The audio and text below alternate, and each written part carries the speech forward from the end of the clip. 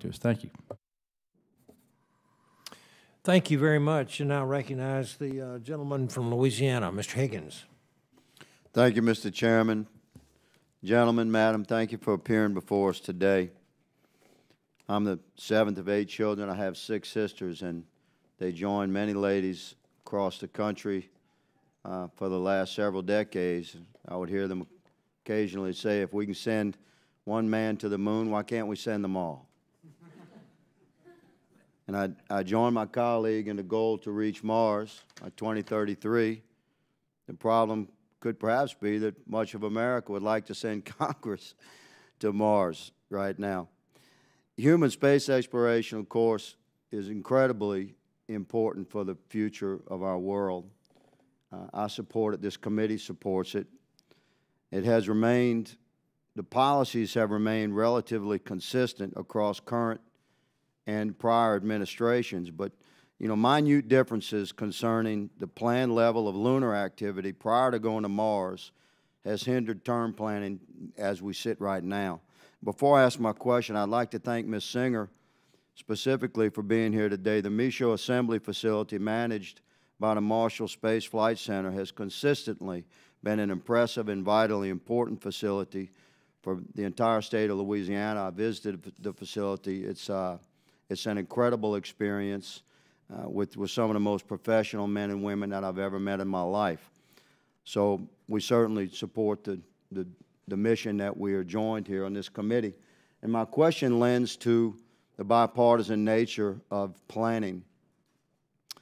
I certainly understand that different administrations at the executive level and as a balance of power shifts in Congress will enact certain policy changes. But do you feel, that my director's present, do you feel that if we're able to establish a bipartisan agreement on long-term planning for human space exploration, would that not be beneficial to the space centers you operate, the mission, and potentially reduce the long-run cost and just increase overall efficiency from a planning perspective? I'd like for my directors to respond to that question, please.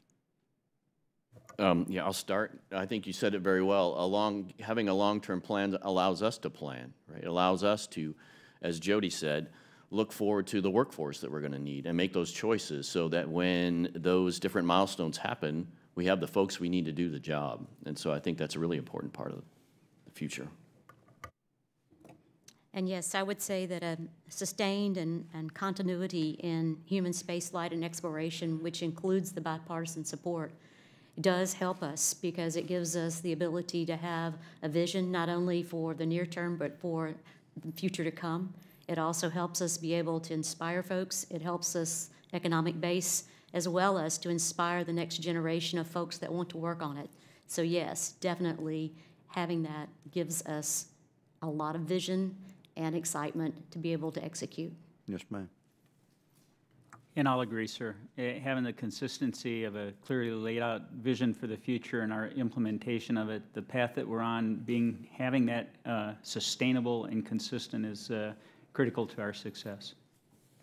And I would add also that's a really good thing. We just got to be careful we don't get too specific in the plan because then that causes us to stop and start. So the trick is to get it at the right level that is sustainable for a long duration and it doesn't get too specific because then that drives us to make short-term decisions, which I think are problematic to us. Yes, sir. And of course, it's important that we communicate the crucial nature of the job that we do together from this committee through Congress and through the administration so that we can have a truly bipartisan plan that looks into the future, that can transcend politics and shifts of power and changes of political affiliation at the executive branch.